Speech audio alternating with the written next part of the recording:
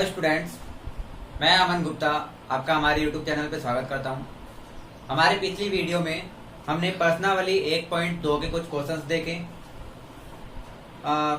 हमारे कुछ व्यूअर्स ने हमें कमेंट करके बताया कि आप इंग्लिश मीडियम में भी पढ़ाए, तो हम कोशिश करेंगे कि आज इंग्लिश मीडियम के साथ साथ हिंदी मीडियम दोनों को ही पढ़ाया जाए, जिससे कि जो हिंदी मीडियम के स्टूडेंट्स हैं वो हिंदी मीडियम में समझ सके और इंग्लिश मीडियम वाले इंग्लिश मीडियम में। तो आइए शुरू करते हैं आज एक्सरसाइज 1.3 यानी प्रश्नावली 1.3।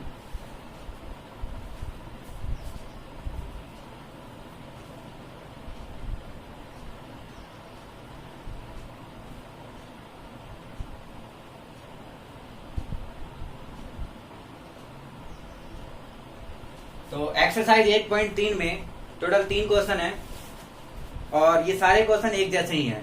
तो मैं इनमें से कोई भी एक क्वेश्चन आपको बता दूं तो उसी के हिसाब से बाकी क्वेश्चंस भी आप ट्राई कर सकते हैं। तो आइए फर्स्ट क्वेश्चन देखते हैं। फर्स्ट क्वेश्चन में कहा गया है कि सिद्ध कीजिए कि √5 एक अपरिमेय संख्या है। मतलब prove that √5 is a irrational number. अब बात करते हैं कि अपरिमेय संख्या यानी इरेशनल नंबर होता क्या है। तो हमारी फर्स्ट वीडियो में आपने देखा था कि इरेशनल नंबर यानी अपरिमेय संख्या क्या होती है। तो वो सारी संख्याएं जो परिमेय नहीं होती है वो अपरिमेय होगी। अब परिमेय यानी रैशनल नंबर वो क्या होते हैं, जो जिन संख्याओं को हम p/q के रूप में लिख सकते हैं, और जहां पर p और q दोनों क्या होने चाहिए, पूर्णांक यानी कि इंटीजर्स होने चाहिए, और q जो है वो 0 नहीं होना चाहिए। ये तीनों कंडीशन जब सेटिस्फाई होती है तो वो एक परिमेय संख्या कहलाता है, यानी कि रैशनल नंबर कहलाता है। तो हमें यहाँ पे प्रूव करना है इरेशनल नंबर।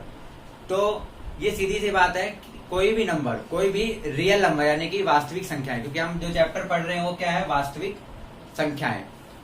तो कोई भी वास्तविक संख्या यानी रियल नंबर या तो परिमेय होगा या फिर अपरिमेय। वो दो ही केस हो सकता है। अगर वो परिमेय है तो वो अपरिमेय नहीं होगा, और अगर अपरिमेय है तो परिमेय नहीं होगा। यानी एक चीज है तो दूसरी नहीं होगी, दूसरी है तो पहली नहीं होगी। तो अगर हमें यहाँ पे प्रूव करना है कि कोई संख्या अपरिमेय है यानी कि इरेशनल नंबर है, तो हमें इरेशनल नंबर का तो कोई रूल या कोई सिस्टम नहीं पता कि वो किस तरह के नंबर दिखाई देते हैं। जनरली हमें ये पता है कि जो रूट वाले नंबर होते हैं, वर्गमूल वाले नंबर जो होते हैं वो इरेशनल नंबर होते हैं, बट उनकी कोई प्रॉपर्टी नहीं होती। तो हमें उन्हें प्रूव करने के लिए हम उसको मान लेते हैं कि वो एक परिमेय संख्या यानी कि रैशनल नंबर है। अब हमें रैशनल नंबर के बारे में पता है कि जो रैशनल नंबर है वो p/q के फॉर्म में लिखा जाता है। तो हम इसको मान के कि कोई नंबर परिमेय संख्या है और उसको ये गलत प्रूव कर दे कि वो परिमेय संख्या यानी कि रैशनल नंबर है, तो अगर वो परिमेय संख्या नहीं है यानी रैशनल नंबर नहीं है तो वो क्या होगा, अपरिमेय होगा। ये डायरेक्ट अपने आप प्रूव हो जाएगा। तो आइए देखते हैं कि हम ये कैसे करते हैं। तो फर्स्ट क्वेश्चन, √5 हमें यहाँ पे क्या प्रूव करना है कि √5 को, यहाँ पे कोई भी नंबर हो सकता है, √3, √2, √7। ध्यान रखें कि √4, √9, √1 ये वैल्यूज अपरिमेय संख्या नहीं है, यानी कि ये इरेशनल नहीं है। ये क्या है, रैशनल नंबर यानी परिमेय संख्या है। क्यों? क्योंकि इनका पूरा पूरा वर्गमूल हो जाता है यानी रूट हो जाता है, और इसकी वैल्यू आती है 2, इसकी वैल्यू आती है 3 और इसकी वैल्यू आती है 1। ठीक है, और हमें पता है कि ये सारे क्या है, एक परिमेय संख्या यानी कि रैशनल नंबर है। तो ये वैल्यूज कभी भी नहीं आएंगी प्रूव करने के लिए कि ये एक अपरिमेय संख्या यानी इरेशनल नंबर है। तो ऐसी वैल्यूज आएंगी जिनका रूट यानी कि वर्गमूल ना हो सके। तो आइए देखते हैं। तो √5 को हमें प्रूव करना है कि एक अपरिमेय है। तो हम सबसे पहले मान लेते हैं कि माना √5 एक अपरिमेय संख्या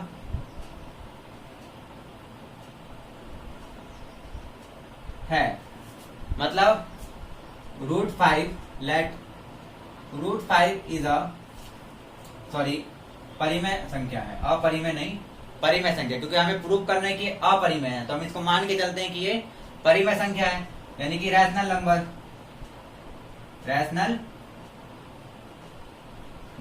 अब रैशनल नंबर की एक प्रॉपर्टी होती है कि इसको हम p/q के फॉर्म में लिख सकते हैं। इसका मतलब जो √5 है उसको हम p/q के फॉर्म में लिखा जा सकता है। √5 को हम क्या लिख सकते हैं, P बटे Q के रूप में। क्यों? क्योंकि हमने अभी इसको माना है क्या कि एक परिमेय संख्या यानी कि रैशनल नंबर है।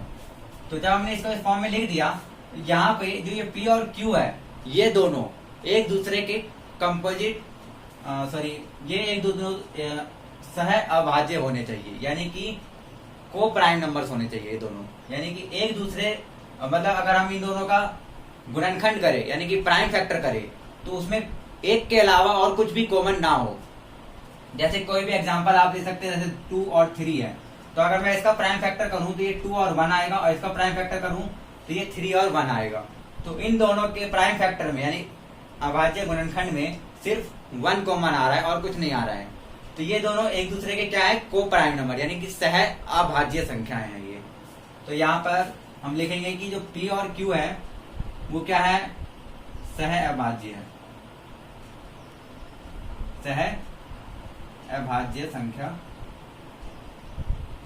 है, यानी कि P and Q आर को प्राइम नंबर। ठीक है, अब हम इन दोनों मतलब अब इस केस को हम आगे लेकर चलेंगे और लास्ट में हम दिखा देंगे कि P और Q जो है वो सह अभाज्य नहीं है, यानी कि जो हमने माना है वो हमारा मानना गलत हो गया।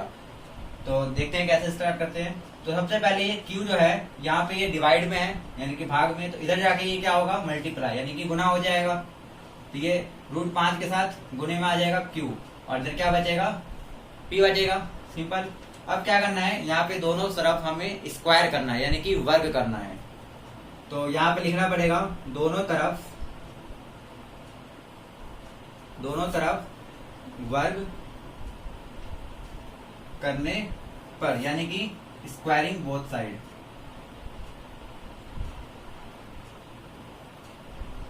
Squaring both side. तो जब हम स्क्वायर करेंगे यानी कि वर्ग करेंगे तो ये √5 Q का स्क्वायर होगा और यहाँ पर P का स्क्वायर होगा, और ये जो रूट है ये स्क्वायर से कैंसिल हो जाता है, यानी कि √5 का जब हम स्क्वायर करेंगे यानी कि वर्ग करेंगे तो ये सिंपल 5 बचेगा। ऐसा क्यों होता है, ये स्क्वायर का मतलब क्या होता है, हमें स्क्वायर का मतलब होता है कि उस संख्या को 2 बार गुना करना है उसी से, यानी √5 को √5 से ही गुना करना है। तो अगर हम इसको गुना करें तो ये अंदर की वैल्यूज गुना होंगी और ये क्या बन जाएगा अंदर 25 यानी कि 25, और जो 25 का वर्गमूल होता है यानी कि जो रूट होता है वो आपको पता है क्या होता है, ये होता है 5। तो ये डायरेक्ट सिंपल सा रूल होता है कि किसी भी रूट के ऊपर अगर स्क्वायर लगा हुआ है यानी कि वर्ग लगा हुआ है तो वो कैंसल आउट होके जो अंदर नंबर है सिर्फ उतना ही बचता है। ठीक है, तो यहाँ पर ये क्या हो जाएगा, 5 हो जाएगा, और Q का स्क्वायर करेंगे तो Q का स्क्वायर ही आएगा, और साथ में क्या है हमारे P स्क्वायर। अब यहाँ से हमें एक चीज ये पता चलती है कि ये जो P स्क्वायर है ये 5 से डिविजिबल है, यानी कि P स्क्वायर को जो 5 है वो भाग आसानी से दे सकता है। क्यों, जैसे हम कोई एग्जांपल ले, जैसे 3 × 4 है, इसको हम क्या लिख सकते हैं, ये होगा 12, 3 और 4 को जब हम गुना करेंगे तो 12 आएगा।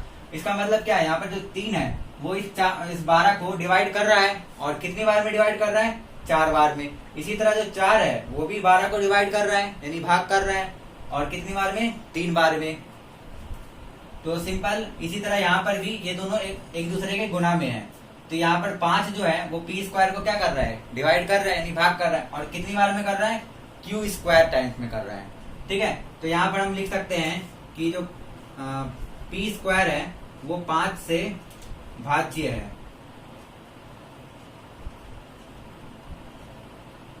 ठीक है, P स्क्वायर क्या है, 5 से भाज्य, यानी कि P स्क्वायर 5 से भाग हो जा रहा है। अगर हम इसको इंग्लिश में लिखेंगे तो क्या लिखेंगे, P square is divisible by 5। ठीक है, अब ये एक रूल होता है, ठीक है, अब ये एक रूल है कि अगर किसी भी नंबर का स्क्वायर उस नंबर से डिविजिबल हो तो वो नंबर भी उस नंबर से डिविजिबल हो जाएगा। इसका मतलब कि अगर P स्क्वायर 5 से भाज्य है तो जो P है वो भी 5 से भाज्य होगा ही होगा। ठीक है, तो यहाँ पर हम लिखेंगे कि जो P है वो 5 से भाज्य है, यानी कि P is also divisible by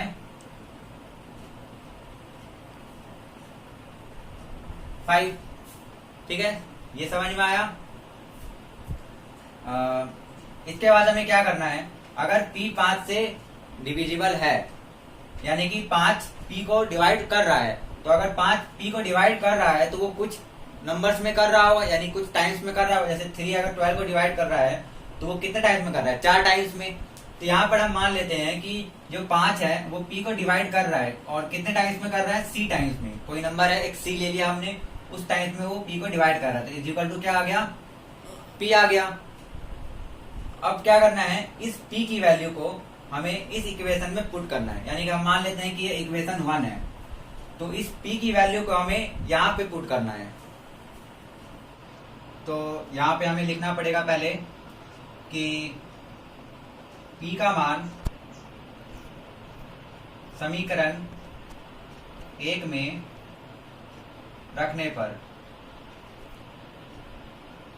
यानी कि put the value of p in equation 1, ठीक है। अब यहाँ पे अगर हम p की वैल्यू 5c रखे तो क्या होगा, तो ये हो जाएगा, ये तो 5q स्क्वायर रहेगा इस साइड, और यहाँ पर p की जगह क्या आ जाएगा, 5c, और क्योंकि यहाँ p का स्क्वायर है तो 5c का स्क्वायर हो जाएगा। ठीक है, यहाँ तक आपको समझ में आ गया होगा। पहले आप ये नोट कर लीजिए, फिर हम आगे देखते हैं। तो यहाँ तक समझ में आ गया। अब क्या करना है, हम इस इक्वेशन को आगे लेकर चलते हैं, यानी कि ये 5q स्क्वायर है, और यहाँ पर क्या है, 5c का स्क्वायर यानी कि वर्ग। तो 5 का जब हम स्क्वायर करेंगे तो क्या हो जाएगा, 25, और c का जब स्क्वायर करेंगे तो c स्क्वायर। अब क्या करना है, ये जो 5 है इसको हम इस साइड भेजेंगे, तो यहाँ पे ये गुना में है यानी मल्टीप्लाई में, तो इधर आगे क्या होगा, ये डिवाइड यानी कि भाग में आ जाएगा। तो ये हो जाएगा q square is equal to 25c square बटे में 5, और ये क्या आएगा, ये आएगा हमारा, ये 5 से 25 कितने बार में कटेगा, 5 बार में, तो ये आ जाएगा 5c का स्क्वायर। अब हमारा q स्क्वायर बराबर क्या आया, 5c स्क्वायर। इसका मतलब क्या है कि जो q स्क्वायर है वो भी इस 5 से डिविजिबल है, यानी कि भाज्य है, भाग हो रहा है, और कितने टाइम्स में हो रहा है, c स्क्वायर टाइम्स में हो रहा है। सेम यही केस है, जैसे 3 12 से डिवाइड हो रहा है, सॉरी 3 12 को डिवाइड कर रहा है, कितनी बार में, 4 बार में। इसी तरह 5 q स्क्वायर को डिवाइड कर रहा है, कितनी बार में, c स्क्वायर में। तो यहाँ पर हम क्या लिखेंगे कि जो q स्क्वायर है वो 5 से भाज्य है, q स्क्वायर 5 से भाज्य है, यानी कि q square is divisible by 5। और सेम जो हमने यहाँ पर लिखा था कि p स्क्वायर 5 से भाज्य है, तो p भी 5 से भाज्य होगा। इसी तरह अगर q स्क्वायर 5 से भाज्य है तो q भी 5 से भाज्य होगा, यानी कि q जो है वो 5 से भाज्य है, यानी कि q is also divisible by 5। अब इससे हमें क्या पता चल रहा है कि जो जो p है वो भी 5 से डिविजिबल है, और जो q है वो भी 5 से डिविजिबल है। इसका मतलब, डिविजिबल का मतलब क्या होता है कि अगर हम p का प्राइम फैक्टर करें तो उसमें 5 एक जरूर नंबर आएगा, क्योंकि 5 जो है वो p को डिवाइड कर रहा है। तो अगर हम p का प्राइम फैक्टर करेंगे यानी अभाज्य गुणनखंड करेंगे तो उसमें 5 एक नंबर होगा, और इसी तरह से q का भी जब अभाज्य गुणनखंड करेंगे यानी प्राइम फैक्टर, तो वहां पर भी 5 एक नंबर होगा। बट हमने शुरू में ये क्या माना था कि जो p और q है वो दोनों एक दूसरे के सह अभाज्य है, यानी कि को प्राइम नंबर है। और को प्राइम क्या होता है, जिसमें कोई भी नंबर, मतलब उनके जो प्राइम फैक्टर है यानी कि सह अभाज्य गुणनखंड जो है उसमें कोई भी नंबर कॉमन ना आए। बट यहाँ पे हमें देखने को मिल रहा है कि जो 5 है वो इसके भी प्राइम फैक्टर में है और इसके भी प्राइम फैक्टर में है, तो 5 इसमें कॉमन हो गया, यानी कि जो हमने माना था वो गलत हो गया, यानी कि अब एक कॉन्ट्राडिक्शन मिला, यानी कि विरोधाभास हो गया। तो यहाँ पे अब क्या करना है, यहाँ पे अब हमें कुछ लाइंस लिखनी है जिससे कि ये प्रूव हो जाएगा कि हमने जो माना वो गलत था। तो हमें यहाँ बस ये लिखना है कि जो 5 है वो p और q दोनों को भाग दे रहा है, दोनों को भाग कर रहा है, या फिर दोनों का भाज्य है, ये भी लिख सकते हैं कि दोनों का भाग कर रहा है, ये लिखते हैं, दोनों को भाग कर रहा है, यानी कि 5 is divides 5 is divide both P and Q। ठीक है, इसका मतलब जो हमने माना था कि P और Q को प्राइम नंबर है वो हमारा गलत हो गया। तो यहां से क्या आएगा कि P एंड Q यानी कि P और Q सह अभाज्य नहीं है, सह अभाज्य नहीं है, यानी कि P and Q are not coprime. इसका मतलब क्या हुआ कि जो हमने माना था वो गलत हो गया। यहां पर हम लिखेंगे कि यहां हमें क्या मिला, एक विरोधाभास मिला। यहां एक विरोधाभास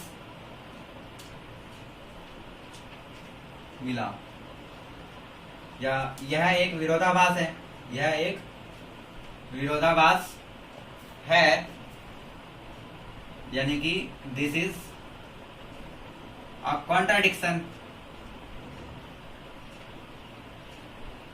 ठीक है, और कॉन्ट्राडिक्शन क्या है कि जो हमने माना वो गलत हो गया और हमने क्या माना था, तो हम यहाँ लिखेंगे कि हमने जो माना वह गलत हो गया। हमने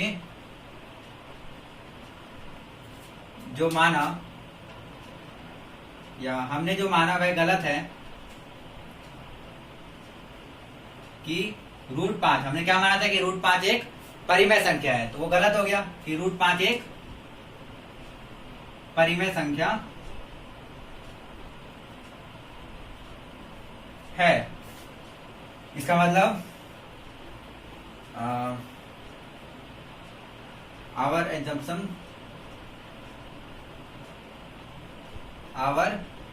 assumption is wrong that √5 is a rational number। ठीक है, अब जो हमने माना कि √5 एक रैशनल नंबर यानी कि परिमेय संख्या, वो गलत हो गया।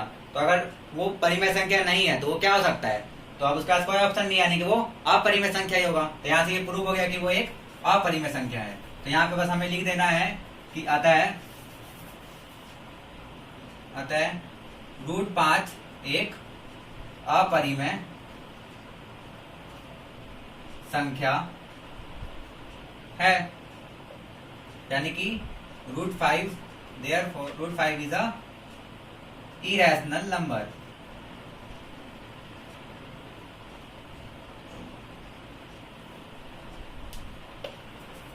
ठीक है, तो यहाँ पे हमने देखा कि √5 एक इरेशनल नंबर हमने कैसे प्रूव किया। हमने क्या किया, सबसे पहले उसको परिमेय मान लिया यानी कि रैशनल नंबर मान लिया, और फिर दिखा दिया कि जो हमने माना था वो गलत हो गया। अगर वो गलत है यानी कि जो हमने माना वो गलत है, तो इसका मतलब क्या हुआ कि जो दूसरा ऑप्शन है वो सही होगा। यानी कि एक क्वेश्चन आएगा कि वो राइट है या रॉन्ग है, तो अगर वो रॉन्ग नहीं है तो वो क्या होगा, यानी वो राइट होना चाहिए। जैसे आप एक कॉइन उछालते हो तो उसमें क्या आता है, हेड आता है या टेल आता है, दो ऑप्शन ही हो सकता है उसमें। अगर वो हेड आया तो इसका मतलब क्या है कि टेल नहीं आएगा, और अगर टेल नहीं आया तो इसका मतलब क्या है कि वो हेड ही आना चाहिए। तो इसी तरह से यहाँ पर भी अगर कोई नंबर परिमेय संख्या नहीं है तो इसका मतलब क्या है, वो अपरिमेय होगा, यानी रैशनल नहीं है तो क्या होना चाहिए, वो इरेशनल होना चाहिए। तो हमने प्रूव कर दिया कि वो रैशनल नहीं है, क्योंकि जो हमने माना वो गलत हो गया, यानी वो रैशनल तो नहीं है, तो वो क्या होगा, यानी कि वो इरेशनल ही हो सकता है, यानी कि अपरिमेय संख्या। तो यहाँ से ये सत्यापित हो गया कि वो यानी कि जो √5 है वो एक अपरिमेय संख्या है, यानी कि वह एक इरेशनल नंबर है। तो इसी तरह से सेम प्रोसेस होगा, आप किसी भी नंबर्स को रूट के अंदर यानी वर्गमूल के अंदर आप 2 रख दे, 3 रख दे, 5, 7 कुछ भी नंबर रख के आप उसको दिखा सकते हैं कि वो एक इरेशनल नंबर है। सेम प्रोसेस होगा, बस जहाँ पे 5 लिखा है वहां पे नंबर्स चेंज हो जाएंगे, और बाकी सारा प्रोसेस आप सेम तरह से करोगे। तो इस एक्सरसाइज में जितने भी क्वेश्चंस हैं, जैसे कि सेकंड क्वेश्चन में बोला गया है कि सिद्ध कीजिए कि 3 + 2√5 एक अपरिमेय संख्या, यानी कि prove that 3 + 2√5 is a irrational number. तो इसमें आपको इस पूरे नंबर को लेकर चलने की जरूरत नहीं है, आप सिर्फ √5 को दिखा दीजिए कि वह एक इरेशनल नंबर है, यानी अपरिमेय संख्या है। तो अगर वो इरेशनल हो गया, और इरेशनल को अगर हम किसी भी नंबर से मल्टीप्लाई करें, यानी कि किसी भी परिमेय संख्या से मल्टीप्लाई करें, यानी कि रैशनल नंबर से, तो वो इरेशनल ही रहता है। यानी कि अगर हम 2√5 करें, यानी √5 यहाँ पर क्या है, एक इरेशनल आपने प्रूव कर दिया यहाँ पे, और 2 क्या है, एक रैशनल नंबर। तो रैशनल और इरेशनल को जब हम गुना करेंगे तो हमेशा क्या आएगा, इरेशनल ही आएगा, यानी कि अपरिमेय संख्या ही आएंगी। तो इस तरह से प्रूव हो जाएगा कि 2√5 भी एक इरेशनल है। और इसी तरह से अगर इरेशनल में हम कोई रैशनल प्लस करें, यानी कि अपरिमेय में कोई परिमेय संख्या प्लस करते हैं, तो भी वो इरेशनल ही रहता है, यानी अपरिमेय ही रहता है। तो 3 को अगर हम प्लस कर दे तभी भी वो अपरिमेय ही रहेगा। तो सेकंड क्वेश्चन में आपको सारा काम यही करना है, बस लास्ट में जब ये प्रूव हो जाए तो उसके बाद आपको ये दिखा देना है कि रैशनल प्लस इरेशनल क्या होते हैं, और कुछ नहीं करना है। इसी तरह जो थर्ड क्वेश्चन है उसमें 1/√2 दिया हुआ है, तो उसमें आपको क्या करना है, सिंपली √2 को आपको प्रूव करके दिखा देना है, और 1 के साथ जब हम उसको डिवाइड करते हैं यानी किसी भी रैशनल नंबर से, तो वो इरेशनल ही रहता है। तो उसमें कोई अलग चीज नहीं करनी है आपको। इसी तरह से इसके थर्ड के सेकंड और थर्ड पार्ट को भी आप सेम इसी प्रोसेस से कर सकते हैं। ये क्वेश्चन मैं आपके लिए छोड़ रहा हूँ, क्योंकि जितना आप इसको ट्राई खुद से करोगे वो इतना ही आपको ये ज्यादा समझ में आएगा। हो सकता है कि आपको पहली बार में समझ में ना आए, बट आप जितना इसको प्रैक्टिस करते रहोगे उतना ज्यादा ही आपको समझ में आता रहेगा। क्योंकि मैथ एक ऐसा सब्जेक्ट है जिसमें जितना आप ज्यादा प्रैक्टिस करोगे, आप हर बार कुछ ना कुछ इसमें नया गेन करोगे, कुछ ना कुछ नया सीखने को आपको हर अटेम्प्ट में मिलेगा। इसलिए आप जितनी प्रैक्टिस करोगे उतना आपके लिए कम होगा। तो ये क्वेश्चन मैं आपके लिए छोड़ रहा हूँ, आप इनके ट्राई करें। अगर फिर भी आपसे ना बने तो आप कमेंट बॉक्स में मुझे रिप्लाई दे सकते हैं, मैं आपको वहां पे जवाब देने की कोशिश करूंगा कि आप क्या कर सकते हैं। तो आज की वीडियो में सिर्फ इतना ही। अगर आपको ये वीडियो पसंद आई हो तो प्लीज लाइक करें और इसको ज्यादा से ज्यादा जरूरतमंद लोगों तक शेयर करें। और अगर आपने अभी तक हमारा चैनल सब्सक्राइब नहीं किया है तो सब्सक्राइब करें और बेल आइकन को दबाना ना भूलें, जिससे आपको हमारी आने वाली वीडियो की नोटिफिकेशन मिलती रहे। एक बात और, जो हमने पिछले वीडियोस बनाए हैं एक्सरसाइज 1.1 और 1.2 की, उसमें हमने सिर्फ हिंदी मीडियम में ही पढ़ा था। तो किसी की क्वेरी हो सकती है कि आप इसको इंग्लिश मीडियम में भी पढ़ाएं, तो हम 1.1 और 1.2 इन दोनों एक्सरसाइज को इंग्लिश मीडियम में भी जरूर अपलोड करेंगे। आने वाले कुछ समय में आपको 1.1 और 1.2 इंग्लिश मीडियम में भी मिल जाएगी। तो आप अपना सहयोग देते रहे और बने रहे हमारे साथ। Thank you.